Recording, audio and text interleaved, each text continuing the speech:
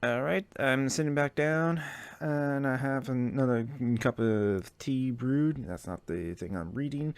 But I did change the reading command, so it'll be on the next three essays that I'm going to be reading. So we're going to start with like David Graeber's To Save the World. We're going to have to like stop working. Next, plan to read an essay from Moma Effigies, A Time for Fire Guillotines, and then it may be Evoca Maltestos Pro Government Anarchists. And so, hey, that's exciting. But like, considering that like I spent like 2 hours and 40 minutes already on like just those three articles, but again, I don't think it was like reading this were. I think we're gonna like I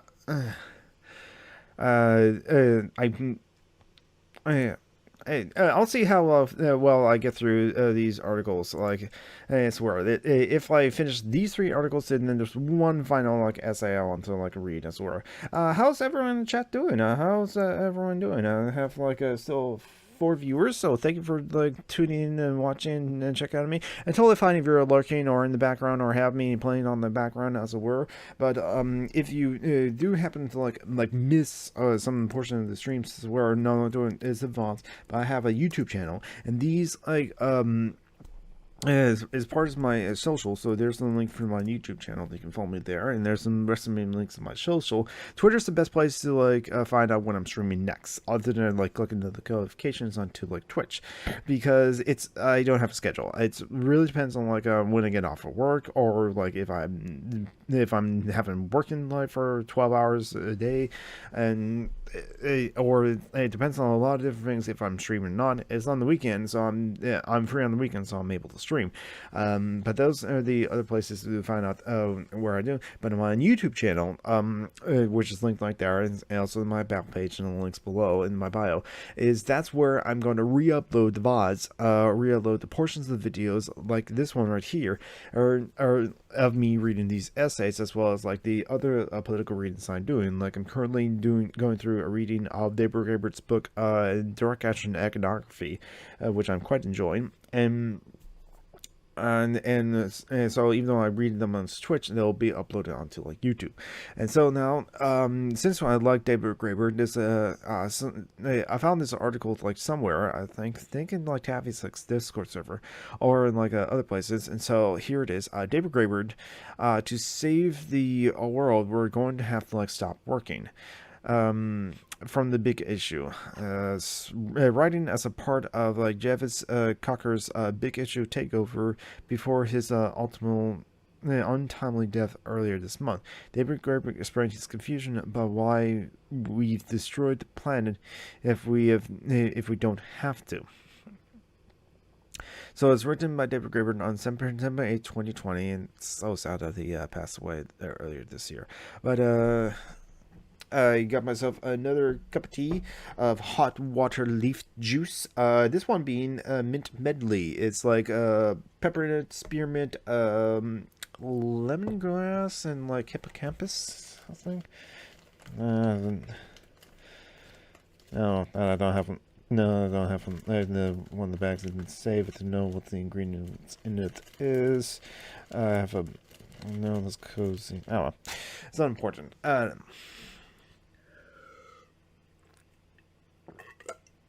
So anyway, David Graeber, it's one of the authors I like a lot. I like a lot of his writings. When someone asked me in DMs, what is like the best name a good anti-capitalist book I should read, I was like, "Ooh, that's a good question," and I went with like Debt to First 5,000 Years by David Graeber, because it's mostly recent, 2011. It's really contemporary, and we still deal with doubt anyway. And it's a very much an anti-capitalist book, and also good in that it breaks some of like the illusions of like what capitalism tries to teach us as like try to force us to think or accept that it's like real when it really is not. But anyway, I also recommend Bullshit Jobs with David Graeber. I like fragments of an anarchist anthropologist as well, and I have read quite a bit of like I have read quite a bit of like towards anthropological theory of value, and as Lynn said in the chat, it's also easy enough to read, but you still learn a lot. I agree. That is a talent that David Graeber has as a writer as well. It's like you learn a lot, but yet you don't need to like have a full glossary of things to already know as you like read these things. For it's easy to like, or for baby leftists or non-leftists or new leftists or like liberals to read something like Death for 5,000 Years, because even if he like uses words like communism, he explains them, explains what they means, as it were, or and kind of like coins his own terms as well as were. So like what you're reading sounds familiar to a leftist as well, but it's accessible.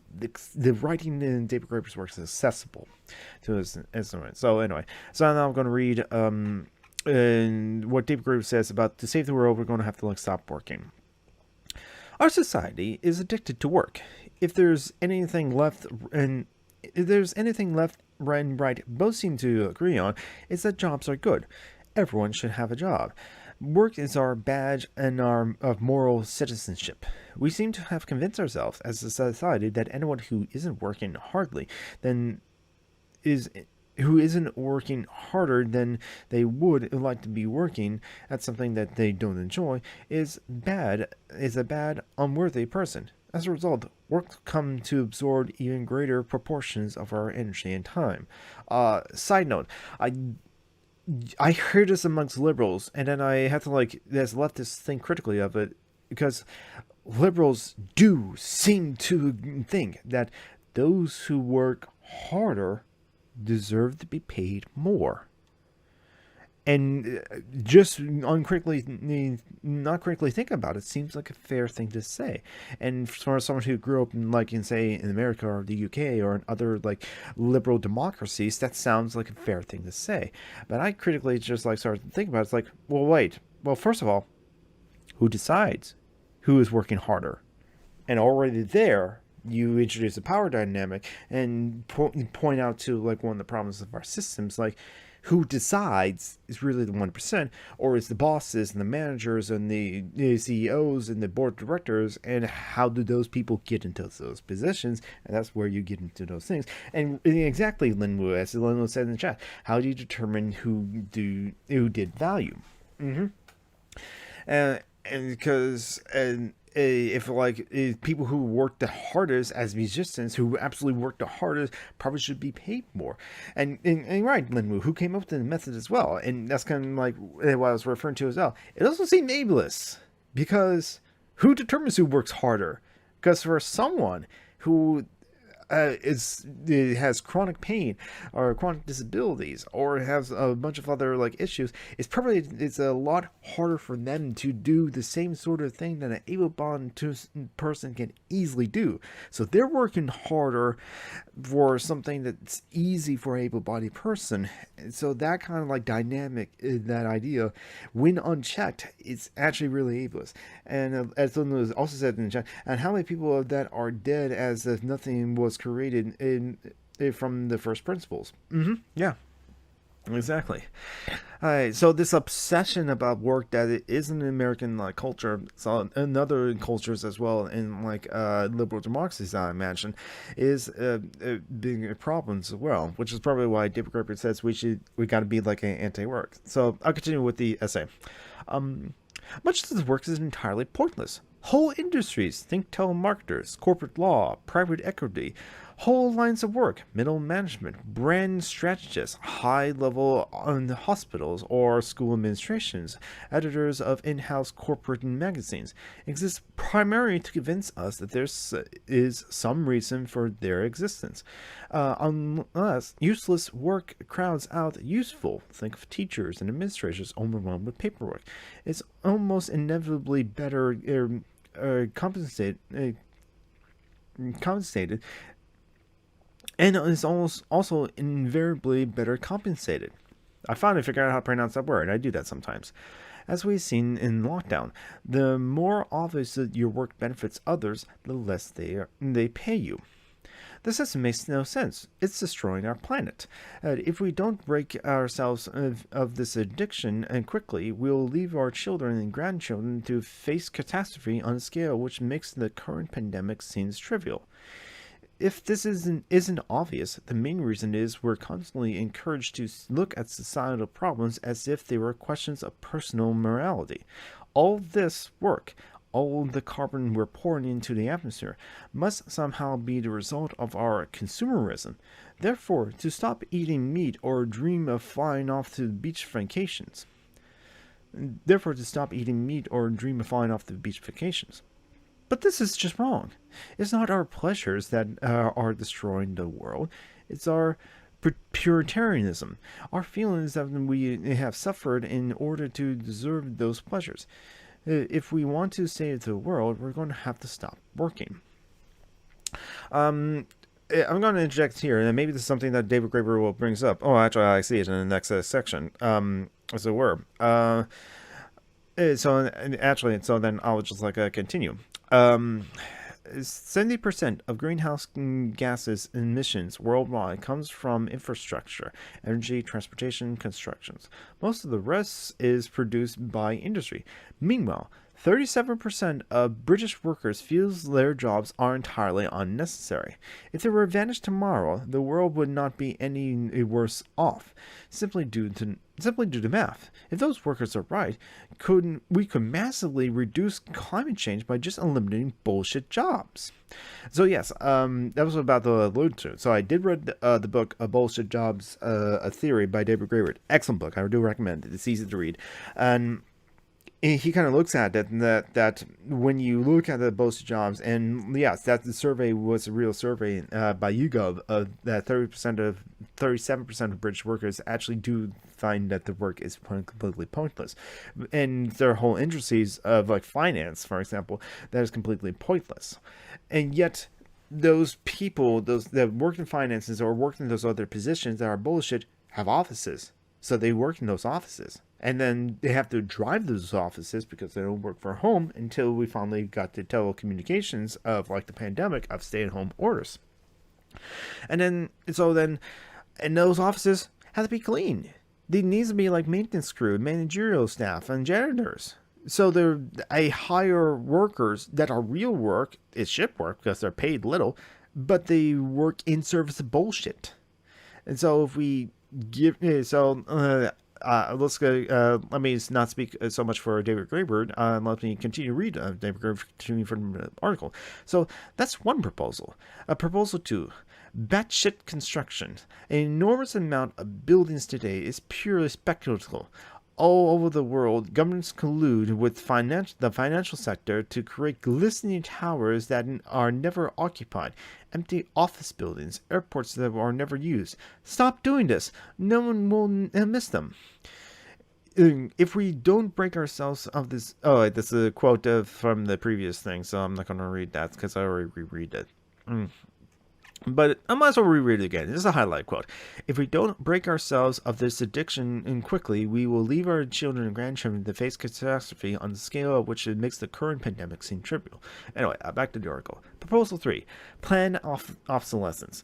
One of the main reasons we have such high levels of industrial production, that is, we design everything to break, or to become outmoded and useless in a few years' time. If you build an iPhone to break in 3 years, you can sell 5 times as many than if you make it last 15. But you also use 5 times the resources and create 5 times the pollution. Manufacturers are perfectly capable of making phones or stocking or light bulbs that won't break. In fact, they actually do. They called military grade. Forcing them to make military grade products for everyone, we could cut down greenhouse gas productions massively and improve our qualities of life. And Limbo says, I'm anti-planned obsolescence before I was elected. Yeah, I think many of us are. On my social media before, on Facebook and Twitter, you can DM me if you want to know my Facebook. It's actually not that hard to find. I have complained how this laptop, this right now, that I'm streaming with, it's my only computer right now. I had another laptop, but my room is such a mess that I kept my laptop under some clothes, so I didn't notice that I was stepping on it in constant time, a lot of times, so I broke the screen on that laptop. This was 2 points unusable. It's a 10-year-old laptop or a 6-year-old laptop, and so it's I'm not, it wasn't really using it that much, and so 10 years old, over 10 years old, yeah. So it's just a backup laptop at most. If I was, like, for some reason not using this one, or this one was being occupied, like, rendering a view or something like that. So when this laptop, for some reason, is super slow in starting up, or just freezes, like, no, the OS freeze, I was just like, okay, I'll wait for it to finally respond. And I looked at it, it's like, it said 12:36 yesterday. This happened yesterday. And then I look at my phone, but my phone says 12:50. So for like 14 minutes, the OS on my laptop was freeze and not responding. And so I just like hard reset yesterday. And a lot of other problems with my laptop is just like really slow to like wake up from being like hibernated asleep, or really slow to wake up from like restarting, or from shutdown and starting up again. And I don't know how to fix it either. And yes, I run antiviral and malware scanners. They found nothing.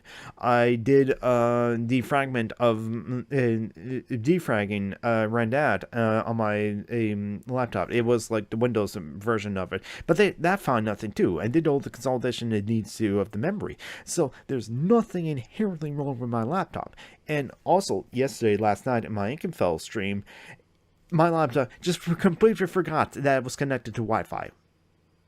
I checked the modem, and I checked it before. Every time this problem comes up, it periodically happens. My laptop just disconnects from the Wi-Fi. When the Wi-Fi is working perfectly fine, I don't know why. So last night when I was streaming Inkenfell, before I went off to eat dinner with my brothers, I had to switch over to my mobile data and using my phone as a hotspot in order to continue streaming Inkenfell. So yeah, the planned I think a lot of people can be anti-planned obsolescence and don't have to be leftists. Agreed. And it's like, I think that's one of the incentives we can like tell people is like, if you really hate planned obsolescence and want to get rid of it, let's get rid of capitalism. And as like David Graeber is like saying, it's will do great for cutting down the production of greenhouse gases if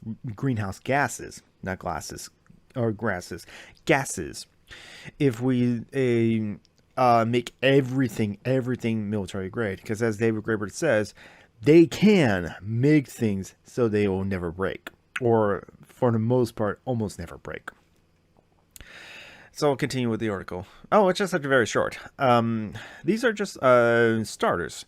These three are just for starters.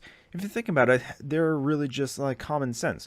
Why destroy the world if you don't have to? If addressing in them seems unrealistic, we might as well do well to think hard about what those realities are, and that seem to forcing us as a society to behave in like ways that are literally mad. Yes, exactly, Linru. Or clothes that wear out, as it were. It is sometimes that's on me, but like I have like some pairs of shorts that like the buttons just like are worn and torn. Now, I can easily fix that by just like learning how to sew and sew on new buttons. I just haven't gone around to it. But Linwood says several skirts I own have holes in them now. Yikes!